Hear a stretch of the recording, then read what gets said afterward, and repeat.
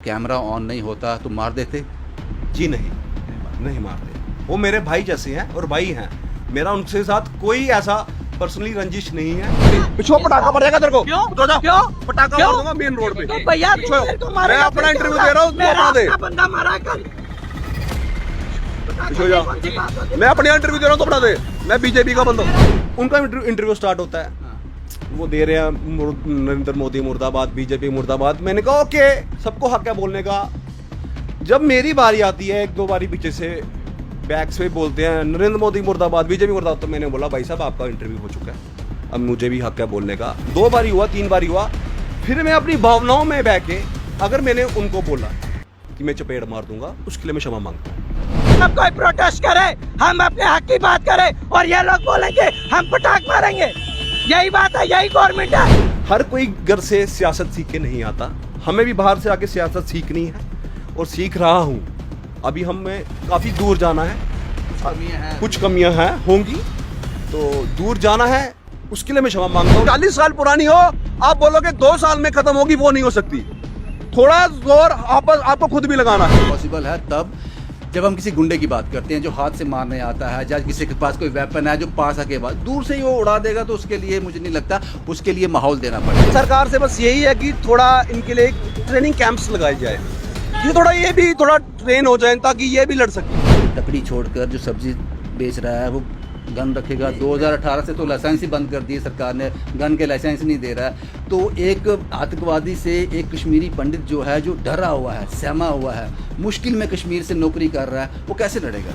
माफ़ी मांगने से कोई छोटा या बड़ा नहीं होता, नहीं होता। माफ़ी बड़ा हो मांगने जाता है, का और कद बड़ा बड़ा ही होता होता है। तो इसीलिए मैंने माफ़ी मांगता हूँ। जैसे कमांडो ट्रेनिंग्स के टाइम थोड़ा अगर दिन में 2 घंटे, जैसे कोई जिम जा रहा है कश्मीरी पंडित के वहाँ पे एक वैली में, ये भी आपने भावना में कह दिया था, ये अपने दिलो दिमाग से बोला था। क्षमा मांग ली आपने, कहा कि भावनाओं में बह गया था मैं, बात यहाँ ख़त्म हो गई, इसको खींचना ठीक नहीं होगा। आपने अनिल बहान की कहानी सुनी, उसने कहा मुट्ठी पलोड़ा के प्रधान ने मुझे कहा, मंडल प्रधान ने मुझे कहा कि मैं तुझे थप्पड़ मार दूंगा, चपेट मार दूंगा। वो वीडियो आपने देखा। हमने ज़रूरी समझा मंडल प्रधान से बात की जाए, उनका नाम दुष्यंत सिंह है, उनसे बात की जाए। आखिर ये बात उन्होंने कैसे कह दी पब्लिकली एक आदमी को? क्या ऐसी वजूहात हुई? क्या वो इतने मंजे हुए सियासतदान हैं अभी? अगर होते तो ये बात कभी नहीं कहते। ज़रूरी समझा उनसे बात की जाए। मेरे साथ दुष्यंत सिंह साहब हैं, मंडल प्रधान मुट्ठी पलोड़ा जी। दुष्यंत साहब, कल आपका एक वीडियो वायरल हुआ, उस वीडियो में आप एक शख्स को कह रहे हो, कश्मीरी पंडित सोसाइटी से बिलोंग करता है, उनके किलिंग हो गई, दुख में थे वो लोग, प्रोटेस्ट कर रहे थे। आर्गूमेंट इतना हीटअप हो गया, आपने उसको कहा कि मैं तुम्हें चपेट मार दूंगा, यानी कि थप्पड़ मार दूंगा। क्यों ऐसी नौबत आ गई? आप इतने अहम पद पे हो, आप भारतीय जनता पार्टी को रिप्रेजेंट करते हो, भारतीय जनता युवा मोर्चा को रिप्रेजेंट करते हो, ऐसी क्या वजूहात हो गई? जी, शुरुआत से मैं बताऊंगा हुआ क्या। मेरे फ्रेंड का कॉल आता है जो कि KPUF के मेंबर हैं। जब मैं भी एक KPUF का मेंबर हूँ, दुर्गानगर से हमारा ये चलता है ऑर्गेनाइजेशन, कश्मीरी पंडित यूनाइटेड फ्रंट। मुझे मैसेज आता है कि हमारे एक कश्मीरी पंडित भाई की डेथ हो चुकी है कश्मीर में। तो मैंने कहा ओके, जैसे कि पिछली राहुल पंडिता की जैसे किलिंग हुई थी, उस पर मैंने KPUF को लीड किया था। वहाँ पे वीडियोस पड़े हैं, सब कुछ पड़ा है जिसमें मैंने लीड किया था उस एजिटेशन को। आप उनके दुख में शामिल थे? शामिल था। तो फिर ये नौबत क्यों आई? मैं वही बता रहा हूँ, मैं शुरुआत से बताऊंगा पूरा, ताकि सब कुछ क्लियर हो जाए। मैंने उस एजिटेशन को क्लियर किया और उसमें सीधा बोला था कि ये कोई कश्मीरी पंडित की डेथ नहीं, रजनी बाला की भी डेथ हुई। ये किसी पर्टिकुलर कश्मीरी पंडित की नहीं डेथ हुई है, ना कि रजनी बाला की डेथ हुई, ये एक आम इंसान की डेथ हुई है। तो मैं इसमें बढ़ चढ़ के हिस्सा लूँगा और वीडियोस अभी भी होंगे मेरे फ़ोन पे और KPUF के ग्रुप में भी होंगे, कि उस पर मैंने बोला है कि हम सब सारे हिंदू, मुस्लिम, सिख, सारी कम्युनिटीज मिलके एक साथ होके इनको इंसाफ दिलाएंगे। ठीक है, हो गया। वहाँ पे अच्छा प्रोटेस्ट हुआ, हमारा 1 महीना प्रोटेस्ट चला। उसके बाद बीच में हमारी ये प्रोटेस्ट महाराजा हरि सिंह पार्क में हुए, वहाँ भी मैंने हिस्सा लिया कश्मीरी पंडित कम्युनिटी के साथ मिलके। फिर जैसे कि अब कल की बात मैं आपको दोहराऊँ, कल मैं वहाँ गया, पहुँच गया टाइम पे, वहाँ पे मेरे बंदे थे दोस्त जो कि हमेशा के लिए लीड करते थे।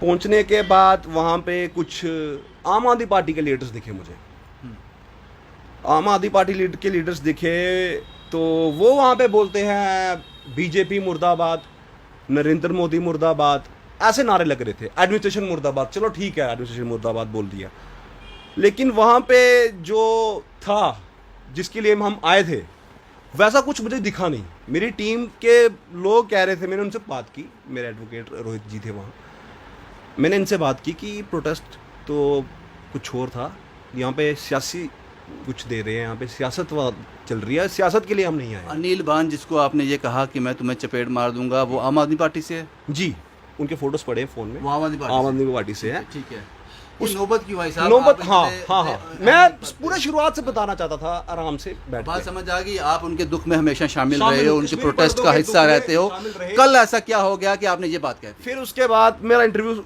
उनका इंटरव्यू स्टार्ट होता है, हाँ। वो दे रहे हैं नरेंद्र मोदी मुर्दाबाद, बीजेपी मुर्दाबाद। मैंने कहा ओके, सबको हक है बोलने का। जब मेरी बारी आती है, एक दो बारी पीछे से बैक से बोलते हैं नरेंद्र मोदी मुर्दाबाद, बीजेपी मुर्दाबाद, तो मैंने बोला भाई साहब आपका इंटरव्यू हो चुका है, अब मुझे भी हक है बोलने का। 2 बारी हुआ, 3 बारी हुआ, फिर मैं अपनी भावनाओं में बह के अगर मैंने उनको बोला कि मैं चपेट मार दूंगा, उसके लिए मैं क्षमा मांगता हूँ। हर कोई घर से सियासत सीख के नहीं आता, हमें भी बाहर से आके सियासत सीखनी है और सीख रहा हूँ।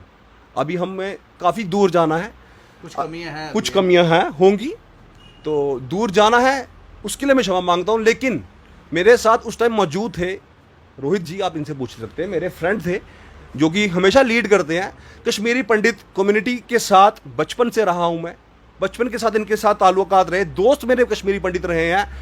जैसे कि आप देखिए सियासी मुद्दा बनाया जा रहा है, बीजेपी को बताया जा रहा है कि कश्मीरी पंडित के खिलाफ बोलने वाली पार्टी है, ऐसा कुछ नहीं है। हमेशा बीजेपी। एक बात आपसे मैं पूछूंगा, मुझे बात समझ आ गई। आपने जब क्षमा मांग ली, आपने कहा कि भावनाओं में बह गया था मैं, बात यहाँ ख़त्म हो गई, इसको खींचना ठीक नहीं होगा। अब सवाल ये है कि वो कैमरा ऑन नहीं होता तो मार देते?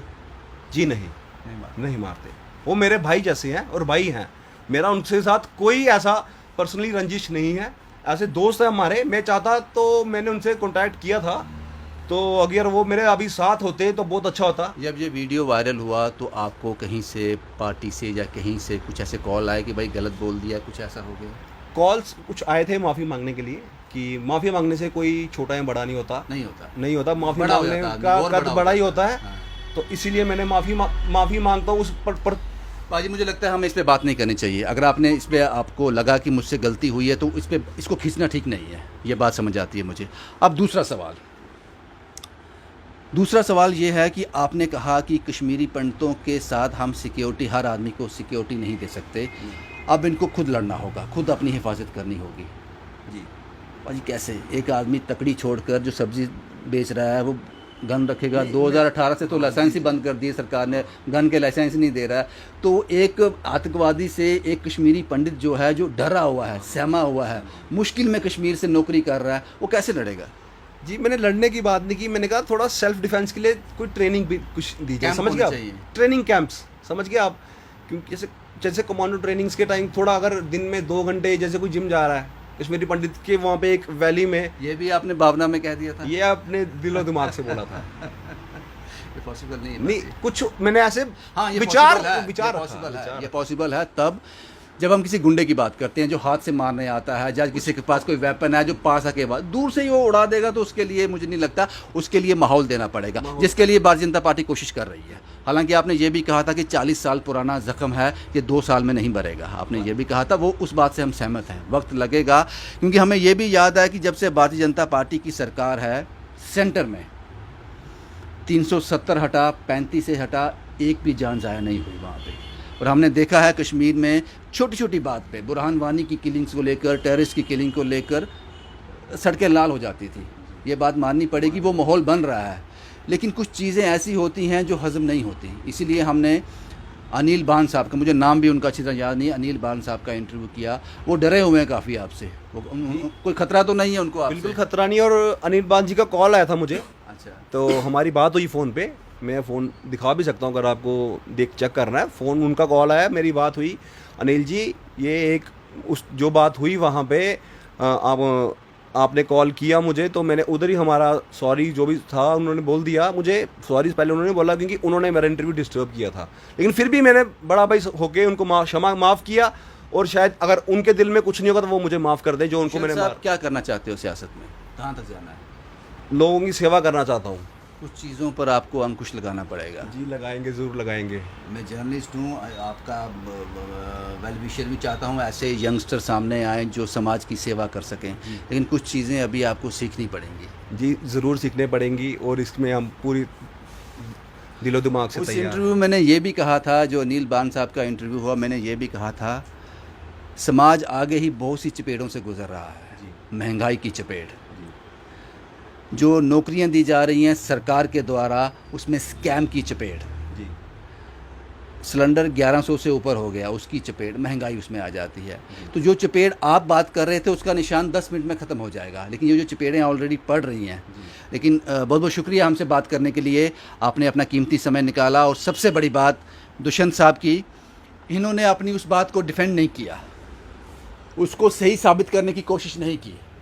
इन्होंने कहा भावनाओं में बह गया था। उन्होंने जब प्रधानमंत्री मुर्दाबाद के नारे लगाए तो मुझे कंट्रोल नहीं हुआ, उस भावनाओं में बहकर मैंने ये बात कह दी। लेकिन दुष्यंत साहब को हमने कहा एज ए ब्रदर, ये सियासत नहीं है, सियासत किसी और चिड़िया का नाम है। आने वाले वक्त में शायद दुष्यंत साहब एक बहुत महान, बहुत बड़े सियासतदान बन के उभरें, लेकिन बहुत कुछ सीखना बाकी होगा। शुभम कुमार के साथ Ravindra Singh, the state sentinel के लिए।